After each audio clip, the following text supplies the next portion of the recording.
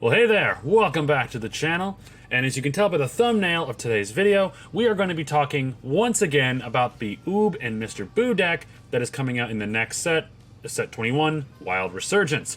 I have made one and kind of a little bit of another video talking about the Oob deck and how I feel like it is a bit of a letdown when it comes to what the deck should have been and what we got, but I told you I would take a look at the deck, I would play it, and I have quite a bit. And I'm here to talk to you about how this deck actually might have some gas, actually. The deck is, I do not believe this deck is going to be anywhere near meta relevant. Let's get that out of the way first. I do not believe this is the best blue deck, or even going to be in the top 3 best blue decks out there, but not even the top 5. But playing against certain matchups, this deck actually is a pain in the ass. And as the player of said deck, I think it's pretty fun. Let's go over the deck real quick, just in case for those who are not entirely knowledgeable on what the deck does. You have your front side is just basic Oob. When this card attacks, draw 1. Nothing special. When your life is at 4 or less, or there is a blue Mr. Boo Z battle card in play with a cost of 2, draw 1, switch one of your energy to active mode, and add cards from your life until you have 6 left. This is the Boo we are talking about, the Mr. Boo Majin Defender. This card is 2 normal energy, 1 Z energy, 10k blocker with the Z stack of a blue Oob battle card with a cost of 3. That is this card here, Oob, Holder of Majin Power, but we'll get to that in a second.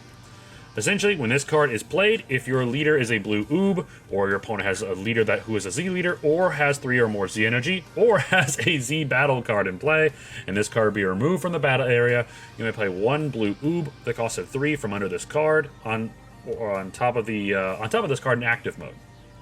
So essentially, you block with this card, or it's KO that way, or it's removed by a skill of some sort.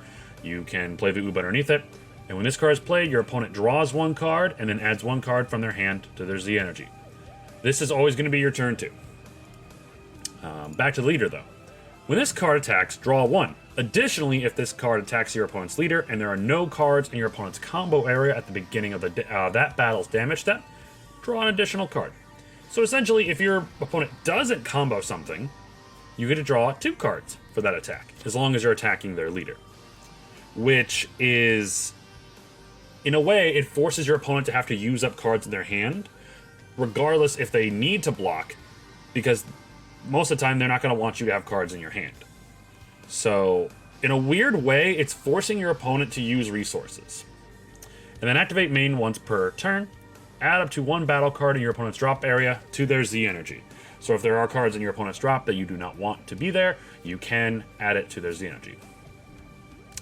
The whole purpose of this deck is to charge up your opponent's Z energy. Which, immediately, I was like, that sounds awful. Why would I want to give my opponent resources? And to be honest, that is still kind of the situation depending on the deck you play. Because in a weird way, the whole theme of this deck is to force your opponent to use resources. Whether that is good for them or bad for you, but they have to. It kind of just incentivizes them to use resources, or else you are you benefit from it. In a weird way, this deck is hand control, board control, and a little bit of middle. In weird ways. Let me explain here a bit. So, the first card, your cantrip. This is always going to be your turn 1 play if you don't see the other card, which is Hercule, Friend's Defense. You play it, look at the top 5, grab a Mr. Boo and an Earthling with a cost of 4 or less, and add it to your hand. Then you may place this card in your drop during your activate main to play a Mr. Boo in disguise from your deck or hand, and then shuffle your deck if you look through it. Mr. Boo in disguise is always going to be your secondary turn 1 if you don't have the Mr. Satan card in hand. As you play it from your hand, you draw 1. So if you can play it from your hand via Mr. Satan's effect, that's the better way to do it because you'll always draw 1. Then, if your leader is a blue oob, or your opponent has 3 or less Z energy, and your opponent has 3 or less Z energy, when this card is used in a combo, your opponent draws 1, and then your opponent adds 1 card from their hand to their Z energy. Now, I will admit, I don't understand why your opponent gets to draw first, then chooses a card in their chooses a card from their hand to add to their Z energy. It really should have been the reverse. It should have been add a card from a hand to Z energy, then draw 1. Because if your opponent draws a bad card, boom, they can just throw that card into Z energy. And the fact is, your opponent doesn't have to place a battle card into your Z energy. As far as I'm aware with all the ruling, they can put any card in their hand into their Z energy. But anyway, I'm telling you about some of the cool things this deck can do. So those are going to be your turn 1 plays. Always. Turn 2, or I guess in your turn 1, if you don't want to play either of these and you see your opponent could possibly come at you with the crackback, like if you go second and your opponent goes first, it might be actually a good idea to keep your energy open and play this, Mr. Boo the Mischievous. This is an old promo card. It's actually promo 151, so you can tell we're in the 400s at this point, or getting to the 400s, so you can tell how old this is. But it is a Mr. Boo. It is a 1-drop counter attack. You negate the attack and then play this card. When you play this card, if your opponent has 2 or less energy, your opponent cannot attack with battle cards with a cost of 2 or less for the duration of the turn, unless they choose 1 card in their hand and place it on top of their deck. Top decking. That's actually really neat. I wouldn't be mad if blue cards started doing that more often. But yeah, it's a great card to play early on if you know your opponent can come at you with a bunch of little dudes. And it is a Mr. Boo, so it works for a lot of the other effects in this deck. I played a good couple games the other day, and I typically was playing with 4 or 5 energy most of the game. In fact, there was the last game I played, which was against my buddy's Supreme Kai of Time deck, and I was playing the entire game with 4 energy, and it was like turn 7, like he had 7 energy at one point, 7 or 8 energy. But some cool cards to think about in this deck here. I know this is kind of all over the place, so I apologize in advance. But I just want to show you a cool idea. And this is the deck I've been running, by the way.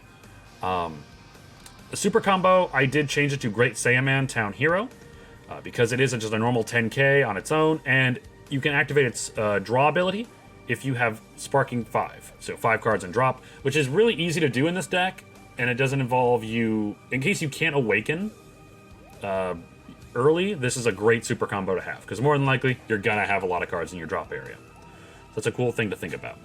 The secret rare run in the deck is Son Gohan Beyond the Ultimate, because it's just, you want to be a little more aggressive, you want to board clear, and that's the whole thing in this deck. You want to board clear and force your opponent to use resources. And I feel like this is a really cool card. This is the best secret rare for the deck. Golden Cooler, don't get me wrong, is a solid secret rare, and I thought for a while it is the best secret rare to run, but your opponent, all you have to do is drop a Floodgate, and that card is dead on arrival. People were thinking SS3 Son Goku Warrior Savior was a bad card, but no. Let me tell you some things here, in case you did not know. We'll start over here with the 6-drop. Oob, Body Resistance. We'll get to Goku in a sec. This card can be played for 1 energy if your leader is a mono blue Earthling or Majin, and your opponent has 2 or more energy in play. So essentially, this can be played on your turn 2. This card is on your turn 2 or...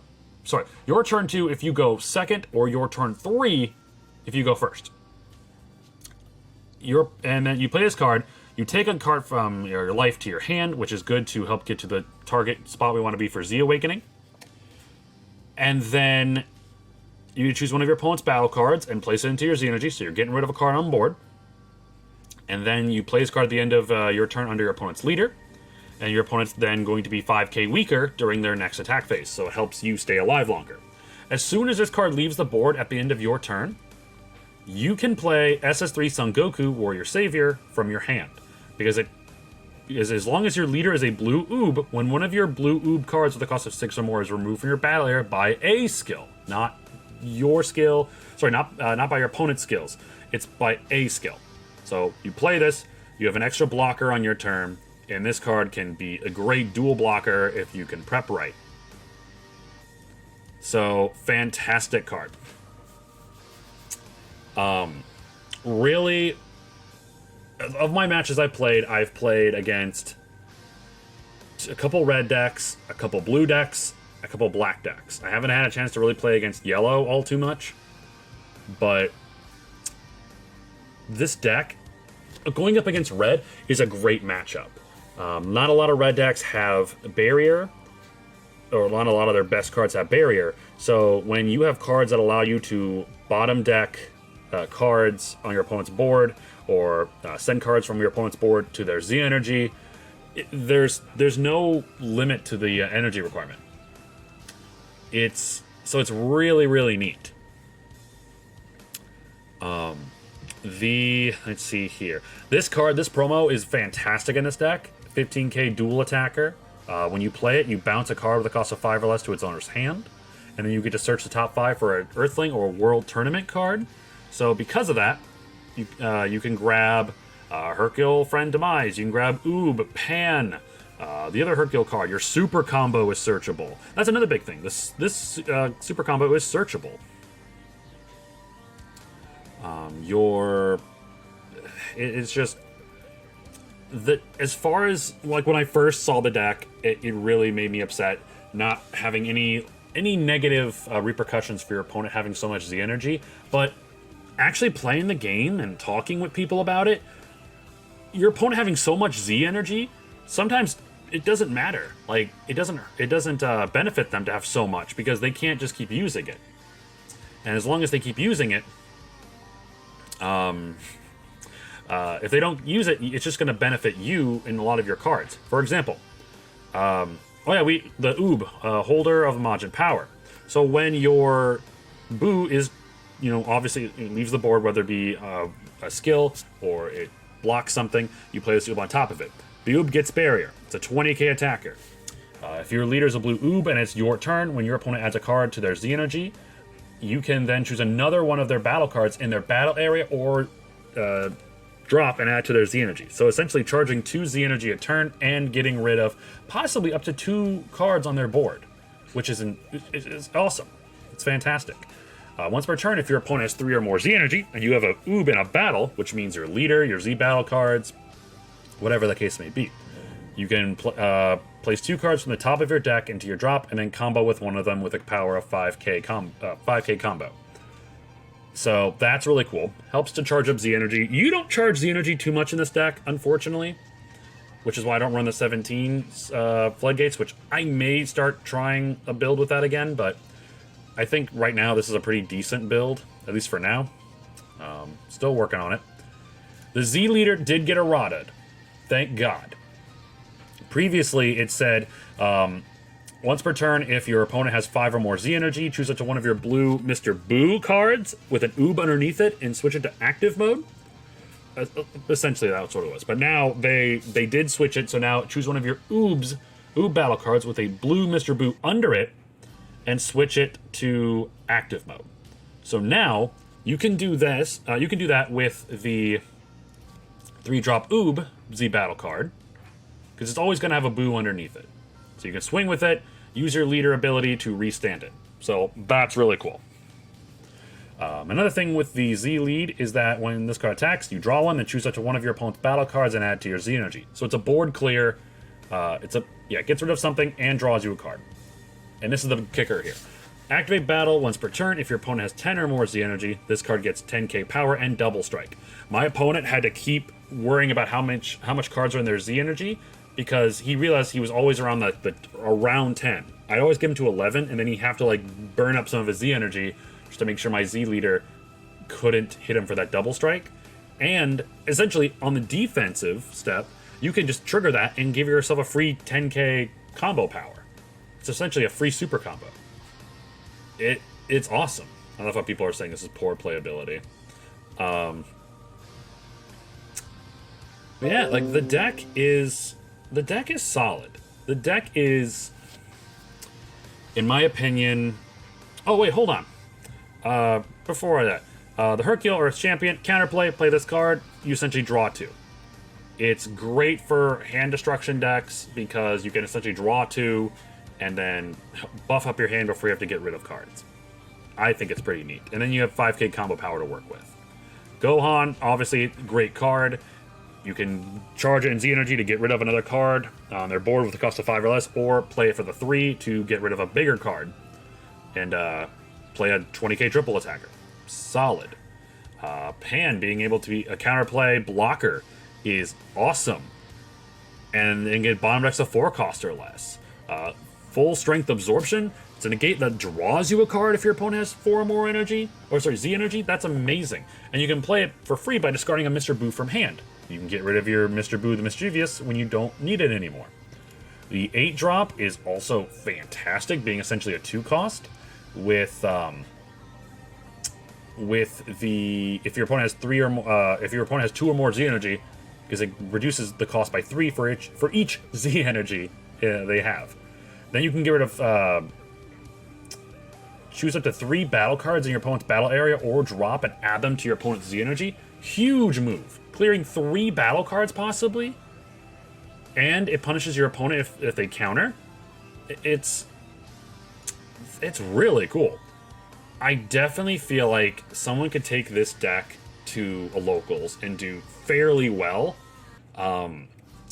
This is actually a deck I'm thinking of playing at the Madison Regional Sunday events, just because it's fun. I genuinely am having a great time playing it, and I will absolutely take the L that this deck, that I talked so much shit about this deck early on, when I think it really has something cool to offer. So, and another thing is, I feel like this deck is going to be very simple to build. It's very, cheap to build. Most of the cards in here are commons and uncommons. The only cards that are anything higher than that really are, oh wow, yeah, these are other. You have your full strength absorption that are rares. This Goku, nope, that's a common. These are the SRs in the deck, so yeah, those might be a couple bucks each, but I don't see them blowing up in price. The Gohan, yeah, that's expensive. The Gohan Beast S here, yeah. The promos, yeah. The promos and the Gohan cards are going to be the most expensive thing in this deck. I just think that this is something that we really shouldn't count, but we should not count it out yet, if I can talk tonight. But yeah, I just wanted to come out and say I really do think this deck has potential. It's a blue deck with doing something different. Now I knew there's a promo that came out as well for this deck. Still kind of figuring out how to work it into the build a bit, but yeah, let me know what you guys think in the comments down below. Are you excited to play Oob? Did you see something here that you weren't thinking of, or do you have some secret awesome Oob spice you want to tell me? I'm all ears. Let me know in the comments down below, and I'll see you on the next video. Take care.